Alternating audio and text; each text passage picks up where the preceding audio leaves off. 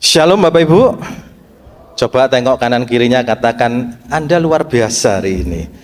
Wah, yang katakannya harus semangat dong. Responnya kita tuh harus tepat. Ya, kalau kita berespon tepat Bapak Ibu, berkat Tuhan itu pasti ada. Amin.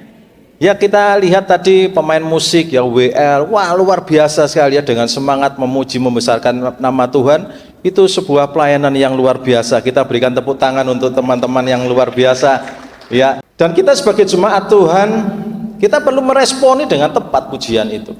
Karena apa? Karena pujian itu merupakan agungan kepada Tuhan, merupakan doa yang dilakukan. Dan itu kita harus meresponnya dengan tepat. Nah, dalam sebuah wawancara yang dilakukan oleh Profesor Renat Kasali dengan narasumber Ganjar Pranowo, Pak Ganjar itu menjelaskan bahwa aparatur negara kalau kerja itu harus satset. Kalau dengar keluhan warganya itu harus satset, jangan diam saja. Dan prinsip ini ternyata dipakai Pak Ganjar sebagai prinsip dalam bekerja. Ya, saya tidak promosi karena tahun-tahun politik, Bapak Ibu bisa cari videonya yang luar biasa, ini memberikan pelajaran yang penting dalam kehidupan kita. Dengan prinsip satset ini akan banyak masalah itu kita bisa selesaikan dengan tepat. Bahkan prinsip satset ini, satset buat ya, dipilih sebagai tagline dari HUT ke-61 Bank Jatim ya, sebagai representasi semangat menjadi terus responsif. Karena apa? Karena kedepannya kita ini tidak menghadapi zaman yang mudah, tetapi zaman yang penuh tantangan. Saya tidak katakan zaman yang susah, karena zaman yang susah itu hanya berlaku bagi orang yang tidak punya Tuhan Yesus. Yang percaya katakan amin. Kalau kita yang punya Tuhan Yesus, zaman itu tantangan dan kita pasti bisa melalui. Amin. Nah, pada saat HUT ke-61 itu Gubernur Jawa Timur Bu Kofifa itu dia memberikan sambutan, dia berpesan bahwa Bank Jatim harus satset buat seiring dengan kondisi ekonomi global dan tantangan yang ada di depan. Dalam generasi yang saat ini, dalam generasi muda, dalam generasi milenial atau bahkan dalam generasi alfa, satset buat ini juga sering dipakai dalam pergaulan mereka. Ketika mereka mempunyai kawan akrab atau yang sedang berpasangan, mereka cenderungnya bilang, wah, aku enggak butuh pria-pria yang sukanya ngegombal, aku butuh pria-pria yang satset buat segera diseriusin. Wah, ini yang senyum-senyum lagi pendekatan ini Bapak Ibu ya. Yang diam-diam ini sudah jago berarti pendekatannya. Nah, apa sih satset buat itu? Ini bukan bahasa roh Bapak Ibu ya, satset buat dan tidak boleh dipakai untuk bahasa roh. Satset buat ini sebuah bahasa gaul ya, untuk membuktikan bahwa sebuah respon yang cekatan, yang tepat dibarengi dengan kehati-hatian. Buat ini ya, ada loh respon yang cepat, yang cekatan, tetapi tidak sesuai dengan kebenaran firman Tuhan. Contoh, kenapa kok terjadi perampokan? Kenapa kok terjadi pencopetan?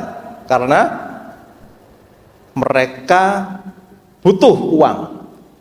Mereka terdesak dengan perekonomian. Tetapi respon mereka menghadapi perekonomian yang buruk itu tidak tepat. Cepat enggak? Oh cepat. Orang nyopet itu cepat Bapak Ibu. Set masuk. Kalau pelan itu nggak nyopet, mindahin barang gitu, ya toh. Permisi pindah, gitu. Nggak nyopet. Justru karena responnya salah, malah tindakannya pun salah, satsetnya keliru. Contoh lagi, respon yang cepat tetapi tidak tepat. Apa? Sekarang ini banyak berita-beritanya Bapak Ibu. Wanita menjadi pelakor. Lo lagi tren, tapi jangan diikuti lo ya. Itu respon yang tidak tepat. Pelakor tahu Bapak Ibu, perebut. Loh, ngerti Bapak. Ini ahlinya ini dalam bidang, bukan pelaku loh Pak ya. Nanti pikirnya pelaku. Yang pria juga begitu. Perebut bini orang, binor. Kenapa kok mereka bisa melakukan itu? Karena respon mereka cepat tetapi tidak tepat. Mereka merasa suaminya tidak bisa memenuhi kebutuhan gengsinya, tidak memenuhi kebutuhan mereka akan barang yang berharga, maka mereka ini akhirnya merebut suaminya orang. Demi apa? Demi mendapatkan barang yang berharga, demi mendapatkan uang. Demikian juga dengan pria-pria yang suka merebut bininya orang.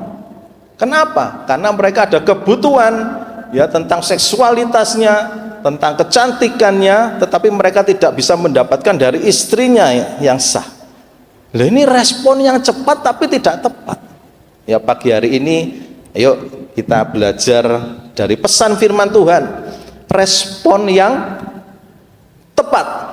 Ya, respon yang, coba katakan, respon yang tepat. Katakan sih, tanya saudara kanan kirinya, kamu responmu tepat enggak? Kalau senyum-senyum berarti tepat gitu ya. Kalau enggak coba ditanya lagi. Ayo kita baca di Amsal 6 ayat yang ke-6 ya, Amsal 6 ayat yang ke-6.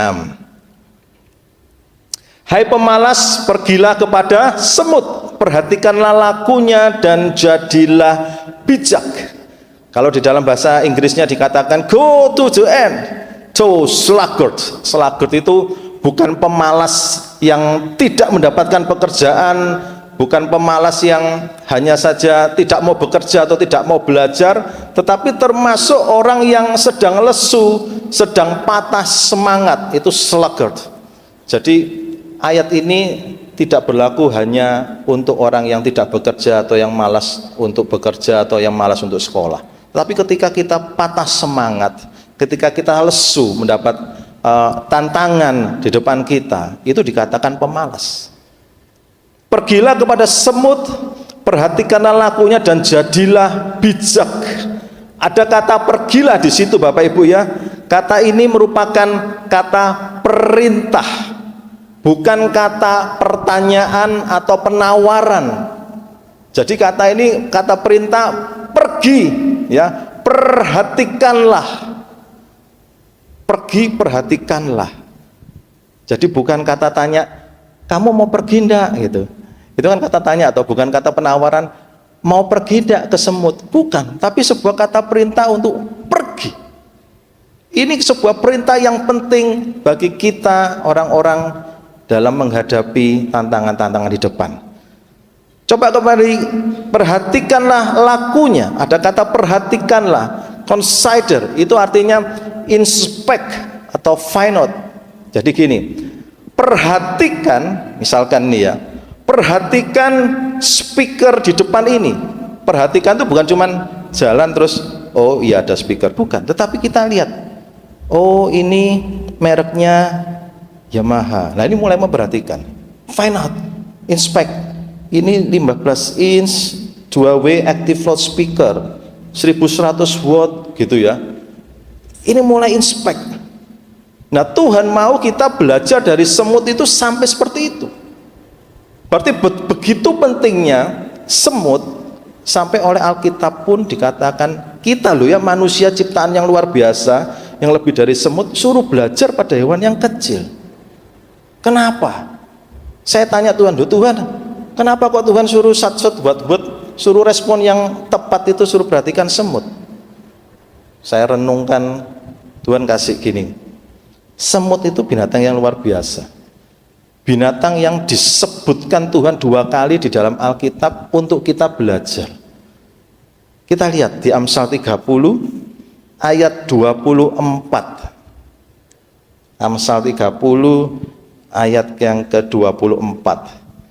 Ada 4 binatang yang apa Bapak Ibu? Terkecil di bumi, tetapi yang sangat cekatan. Nah, sangat cekatan ini itulah yang disebut respon yang tepat ya, sat-sat itu cekatan. Dan salah satunya adalah semut. 30 ayat 25. Semut, bangsa yang tidak kuat tetapi yang menyediakan makanannya di musim panas. Wow, kenapa ya semut ini ya? Saya cari Bapak Ibu pelajari. Kenapa sih Tuhan kok harus semut? Bapak Ibu, semut itu mempunyai respon yang tepat. Tepatnya apa? Yang pertama, responnya adalah cepat dalam menyelesaikan masalah. Bapak Ibu, kita ini hidup nggak mungkin lepas dari masalah, betul? Tapi jangan cari masalah, karena masalah itu walaupun tidak dicari dia akan datang kok. Ya, masalah kesehatan, masalah pekerjaan, dimarahin atasan, ya kan? Nggak cocok sama customer, penawarannya nggak cocok, sudah ditawar-tawar, dikasih harga bagus, nggak jadi beli, kan dongkol. Nah, responnya bagaimana Bapak Ibu? Semut ini memiliki kecepatan dalam menyelesaikan masalah. Semut ini binatang yang pantang menyerah, selalu menghadapi masalah dengan cepat mencari jalan keluarnya. Kita pernah nggak Bapak Ibu mencoba untuk menghentikan jalannya semut? Rasanya kalau anak kecil biasanya seneng ya, oh semut gitu, terus di waktu jalan gini tengah-tengah digaris gini sama tangan, seret gitu. Pernah ada yang coba gitu? Nggak ada semua. Wah, baik-baik semua ya, sayang binatang ya. Kecuali saya ya. Saya tuh sering iseng Bapak Ibu ya. Semut jalan, kok bisa ya? Jalan ngikuti semua. Terus saya pisah di tengah-tengah tuh. Seret pakai tangan atau pakai air. Seret, putus dia. Tup, bingung dia. Tapi bisa cari jalan dia. Turun bawahnya, naik lagi. Loh, jadi jalan lagi Bapak Ibu. Gitu toh. Tadi jadi jalannya lurus gini, akhirnya jadi melengkung gini, tapi naik lagi. Loh, kok bisa? Setelah itu tak godain lagi, cari lagi, bener entah, seret gitu lagi, muter sebentar, cari lagi. Loh, kok bisa? Lah ini loh, Tuhan tuh minta kita itu apa? Cepat dalam menyelesaikan masalah. Kita ini manusia yang diciptakan sempurna menurut gambar dan rupa Allah, sampai harus disuruh belajar dari semut. Karena apa? Seringkali kita ini menghadapi masalah tidak cepat menyelesaikan. Kita tahu anak-anak kita misalkan ya Bapak Ibu yang punya anak masa sekolah, mereka kecanduan gadget, sering lihat handphone lama sekali dalam satu hari. Apa yang Bapak Ibu lakukan? Membiarkan? Atau melarang? Atau memberi jam? Memberi waktu? Gimana? Seringkali saya dengar laporan dari orang tua, iya Pastor ini loh, anakku ini sulit kecanduan gadget. Terus ibu melakukan apa? Ya sudah, gimana lagi, kalau enggak gitu ngerepotkan. Loh, ini keliru. Respon kita ini harus cepat menyelesaikan masalah. Jangan anak terus dibiar-biarin terus dengan gadgetnya beria-ria. Anak saya nomor 2, suatu saat dia pulang sekolah terus cerita, ya anak saya ini sering cerita setiap pulang sekolah. Nah, suatu kali dia cerita tentang temannya. Pak, Papa tahu enggak si A, si B, tahu enggak? Kenapa? Dia tuh ya berlakunya aneh Pak. Kalau jalan itu enggak seperti jalannya anak biasa, anak normal gitu. Dia jalannya tuh seperti robot Pak. Gini Pak, kalau jalan tuh gini. Dipanggil guru jalannya juga gini. Loh. Tak tanyai gini, temanmu tuh seneng main game apa? Roblox ya? Bapak Ibu tahu Roblox? Nggak ada yang tahu. Lo main loh. Loh, kenapa Bapak Ibu? Perlu loh orang tua itu tahu gamesnya anak-anak. Supaya apa? Supaya kita memiliki respon yang tepat terhadap anak ketika anak ini bermain games. Bukan terus, loh pastor yang ngajari main game, enggak. Belajar firman Tuhan itu harus ada aplikasinya Bapak Ibu. Kita harus tahu dunianya anak-anak itu seperti apa. Jadi dia itu berjalan seperti Roblox itu. Dipanggil gurunya jalan lagi. Terus dunia anak ya sekarang, Bapak Ibu bisa bayangkan, kalau di games itu kan tidak ada peraturannya tuh. Kalau meso ada yang marahin enggak? Enggak ada loh. Kalau di dunia real, kita meso pasti ada yang marahi kan ya. Anak-anak kalau meso di sekolah pasti ada yang marahin kan. Kalau di games tidak. Nah, akhirnya suatu saat anak tersebut ketika dia dalam situasi belajar mengajar, terus gurunya ini mengajarnya tuh membosankan, dia bosan, bagi dia sendiri bosan. Mesul Bapak Ibu, keceplosan, persis seperti di games itu. Jadi mulai nanti ayo ya download games ya. Supaya apa? Supaya kita paham. Itu, supaya kita paham. Itu cerita yang pertama. Akhirnya apa? Dikeluarin Bapak Ibu. Kamu ya, sorry nggak nunjuk Bapak Ibu loh. Kamu ya, gitu. Keluar. Kamu yang keluar atau miss yang keluar? Sampai seperti itu. Bayangin Bapak Ibu. Itu kelas 6 SD. Bagaimana respon kita sebagai orang tua? Ya sudahlah, itu kan dunianya anak-anak. Oh, siapa bilang? Hati-hati. Respon kita pun harus tepat.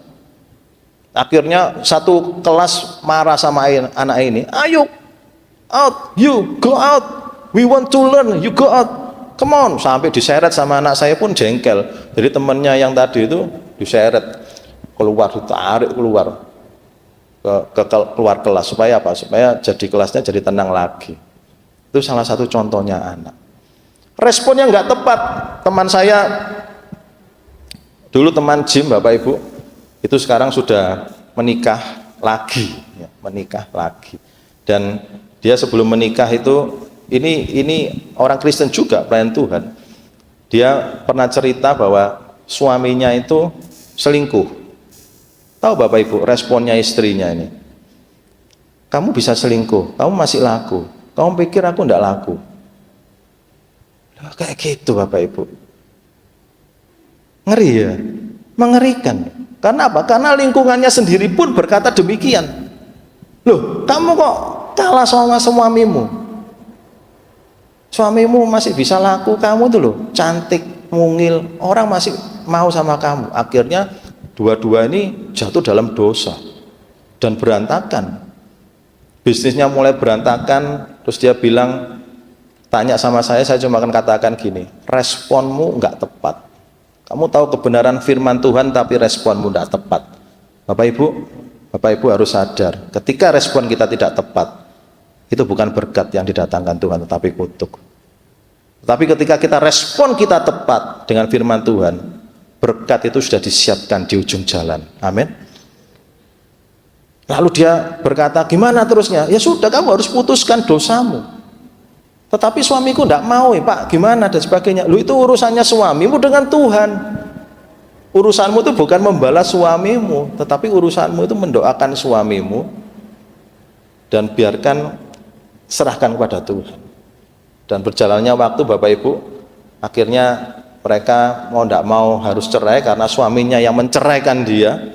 Ya sudah, kalau kamu diceraikan, go. Ya.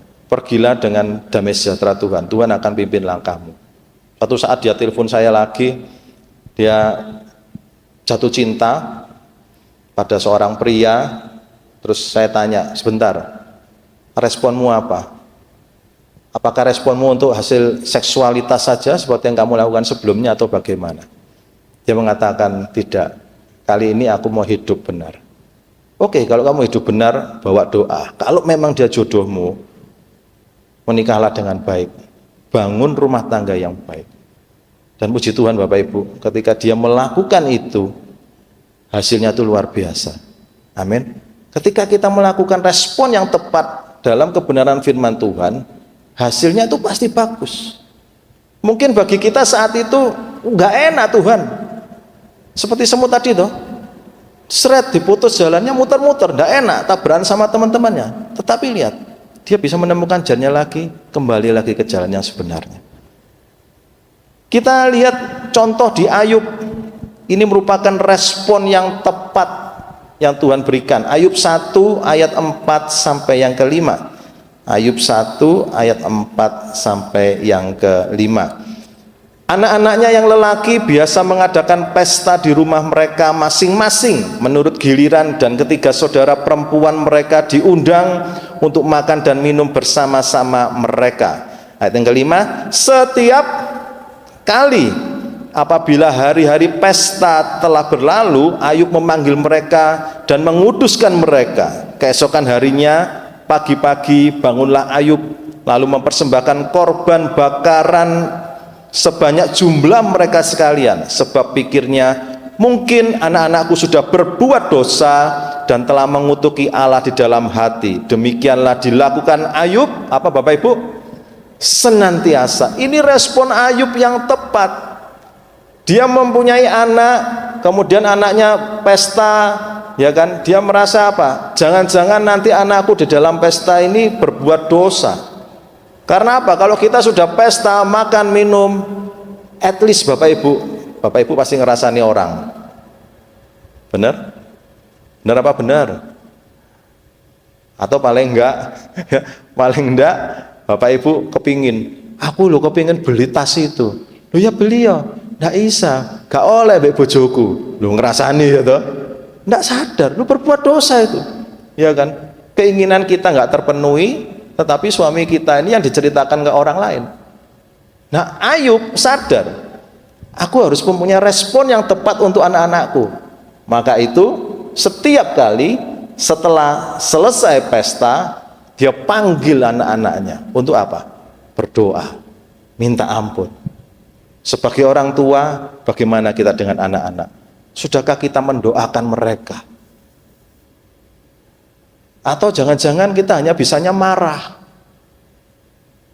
Sekolah ndak pinter-pinter ya toh. Belajar kok males setengah mati. Kenapa kok nggak kita coba untuk merespon dengan tepat? Panggil, kesulitannya apa? Minta hikmat Tuhan, doakan. Anak saya itu bukan anak-anak yang pinter Bapak Ibu, tetapi saya biasakan ketika mereka sejak kecil, segala kesalahan mereka saya didik dengan kebenaran firman Tuhan. Saya selalu mengatakan bahwa kehidupanmu itu tidak akan lepas dari kebenaran firman Tuhan. Karena apa? Karena kebenaran firman Tuhan ini dasarnya kehidupan. Semua kejadian dalam kehidupan kita itu nggak ada yang baru kalau kita lihat dalam kebenaran firman Tuhan. Ayub anaknya pesta, apakah saat ini juga ada toh pesta-pesta toh? Sampai pesta-pesta telanjang, pesta-pesta datengin cewek-cewek kan ada toh? Sama. Di dunia ini firman Tuhan mengatakan apa? Selama di bawah matahari tidak ada yang baru. Loh, ini kebenaran firman Tuhan. Jadi ketika anak itu salah, ayo bukakan firman Tuhan. Kalau enggak bisa, enggak tahu Bapak Ibu ya, aduh pastor aku enggak tahu, enggak hafal, doakan. Nah, kamu tadi ada salah ya, tahu enggak salahmu apa? Diberitahu, seperti Ayub. Lihat respon yang berikutnya. Ini respon yang salah. Ayub 2 ayat 9 sampai 10. Ayub 2 ayat 9 sampai 10. Maka berkatalah istrinya kepadanya, masih bertekunkah engkau dalam kesalehanmu? Kutukilah Allahmu dan matilah. Waduh, ini istri, waduh ini ruwet Bapak Ibu ya. Kalau waktunya kaya, wah sayang-sayang. Ketika Ayub tidak punya uang, ditendang Ayubnya. Walaupun istrinya tidak meninggalkan Ayub ya, tetapi apa? Provokasi mulut, ya kan? Responnya tidak tepat dengan perkataan. Sudah tahu suaminya jatuh, ya kan? Sudah jatuh ditimpa tangga, ditapui istrinya ya ini Ayub ini. Nah responnya istrinya ini tidak pas. Tapi lihat responnya Ayub ya. Tetapi jawab Ayub kepadanya, engkau berbicara seperti perempuan gila. Apakah kita mau menerima yang baik dari Allah tetapi tidak mau menerima yang buruk? Lihat Bapak Ibu kalimat berikutnya. Dalam kesemuanya itu Ayub tidak berbuat dosa dengan bibirnya. Ini responnya Ayub yang tepat. Disakiti orang, jangan bales, diem. Ya, disindir orang, jangan bales, diem. Respon yang tepat. Jangan sampai Bapak Ibu ya responnya salah, damai sejahteranya Bapak Ibu hilang. Ada sebuah penelitian Bapak Ibu, ketika kita marah yang meluap, efek kemarahan itu bisa sampai 4 sampai 6 jam setelah Bapak Ibu berhenti marah. Dan yang menarik, ada penelitian juga kecelakaan di jalan paling banyak kedua adalah karena dia habis marah. Ngeri loh. Bisa kehilangan kesadaran, bisa kehilangan kesabaran. Karena apa? Responnya tidak tepat. Respon yang tidak tepat itu efeknya panjang. Tapi Ayub, saya yakin ketika dia merespon terus dengan tepat, kita tahu hasil akhirnya kan? Hasil akhirnya apa Bapak Ibu? Dikembalikan sama Tuhan. Berkat-berkatnya dilimpahkan. Lah ini janjinya Tuhan kepada kita. Pagi hari ini kalau kita mau merespon dengan tepat, percaya berkat Tuhan itu sudah disediakan. Amin. Bagian yang kedua, semut itu cepat dalam kepedulian dan kekompakan. Salah satu filosofi semut itu adalah memiliki rasa kepedulian yang tinggi. Semut itu kalau ketemu dengan semut yang lain selalu bertatapan, ya kan? Selalu peduli, selalu salaman. Nah, bukan hanya salaman yang dilakukan, tetapi dia memberikan sebuah informasi kepada temannya tentang oh ada makanan di sana atau ada bahaya di sana. Itu semut. Dan saat dia menemukan makanan yang tidak bisa dia angkat sendiri, dia akan memberitahu temannya, dia akan panggil temannya, dia akan kembali lagi berbondong-bondong. Saya sering mengamati gitu Bapak Ibu. Bukan rumah saya, bukan rumah semut ya. Nanti lu kok sering mengamati, rumahnya semut tok tahu Pak Anda. Kadang kalau saya bunuh nyamuk, bunuh lalat, bunuh nyamuk gitu ya, saya coba taruh di lantai aja.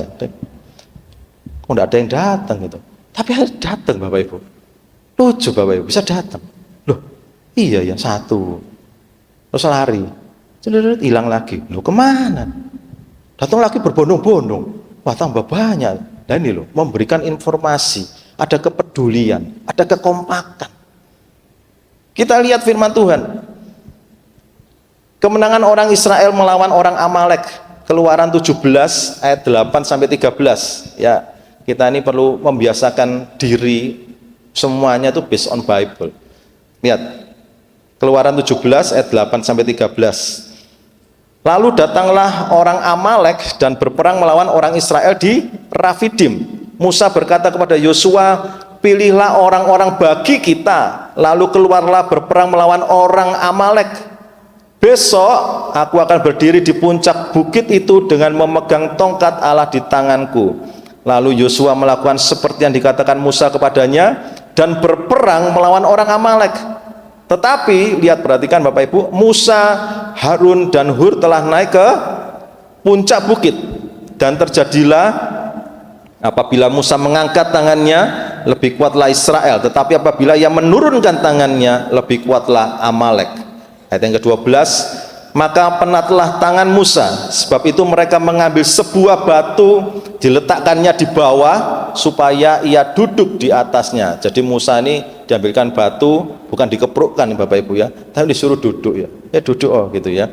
Nah, lalu Harun dan Hur menopang kedua belah tangannya, seorang di sisi yang satu, seorang di sisi yang lain, sehingga tangannya tidak bergerak sampai matahari terbenam. Dan hasilnya demikianlah Yosua mengalahkan Amalek dan rakyatnya dengan mata pedang. Ini sebuah respon yang tepat, baik itu dari Yosua maupun Harun dan Hur.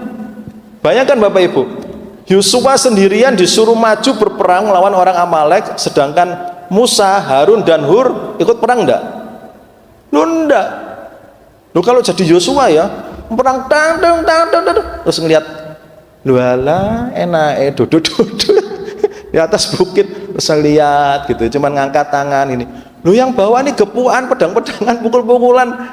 Lo kok enak ini atasanku kok cuman tengok 3 orang lagi ya toh? aku 1 orang sama tentara gepu-gepuan.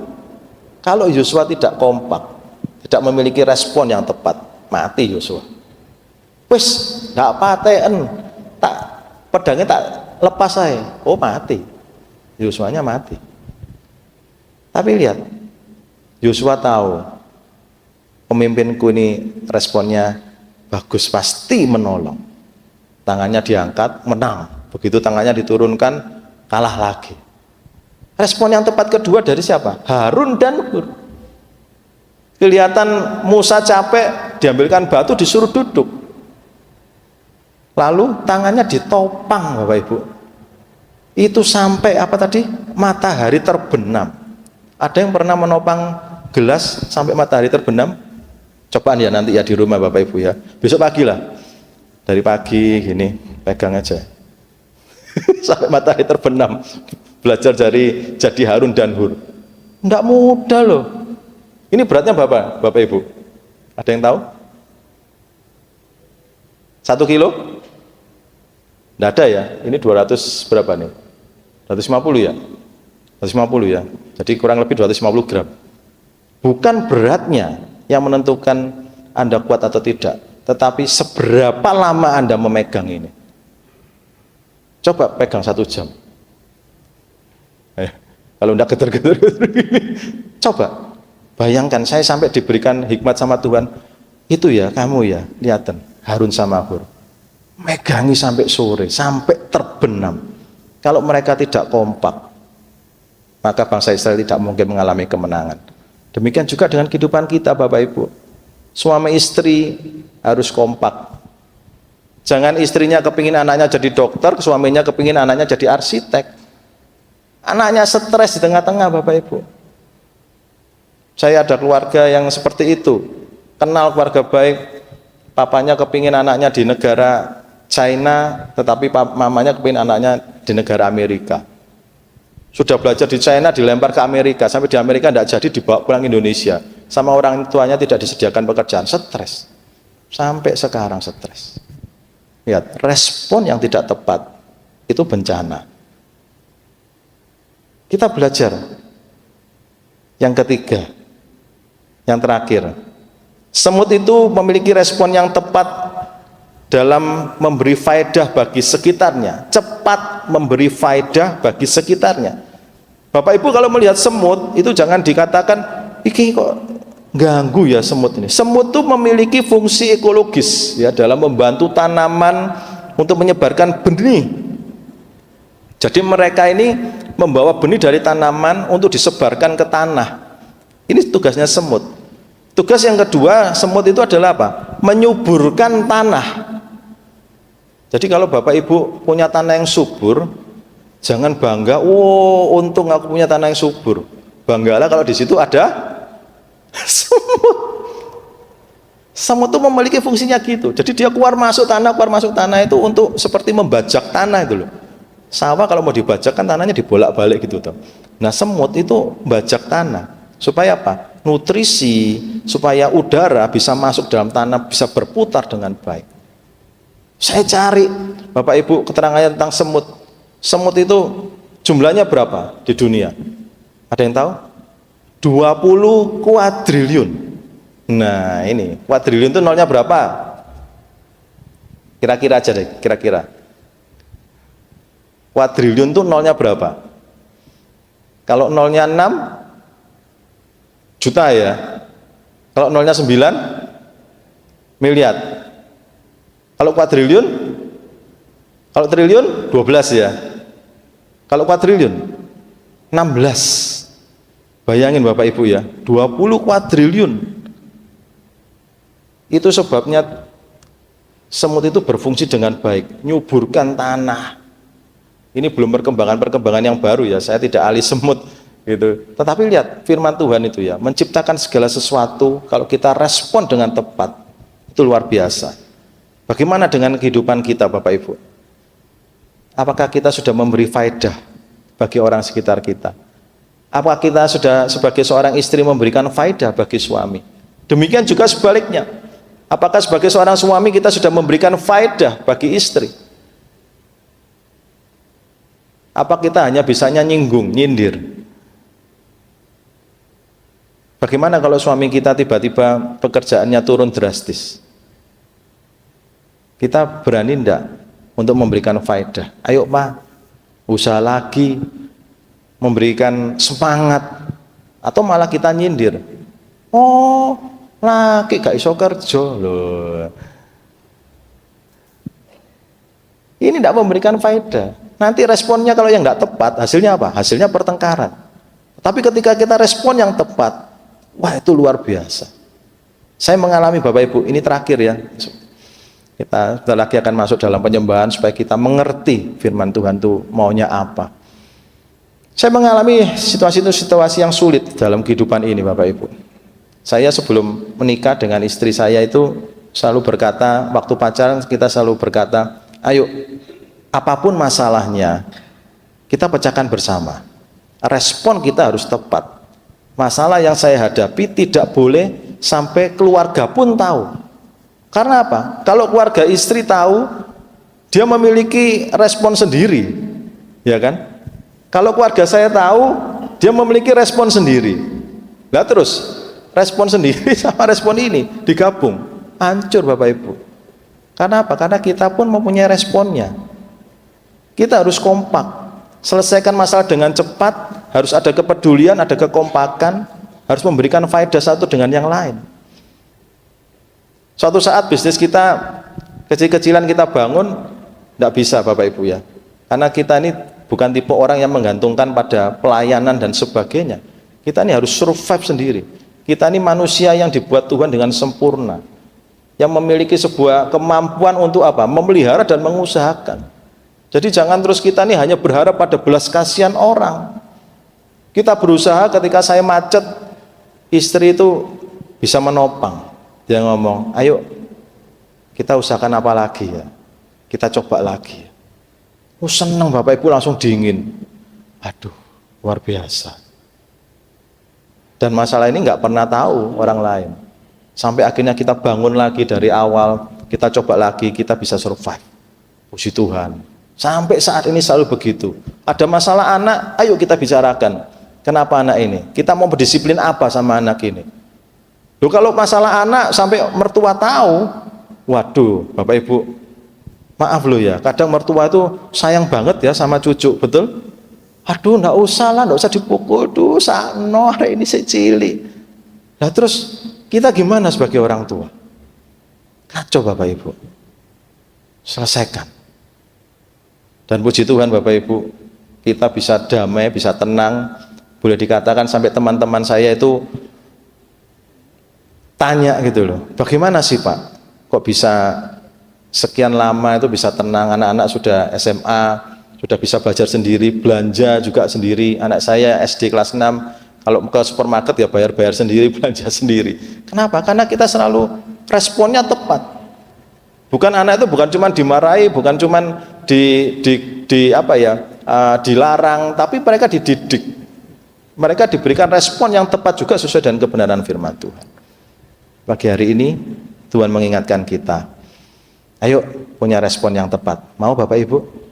Apapun masalahnya Bapak Ibu deh, belajar untuk respon yang tepat.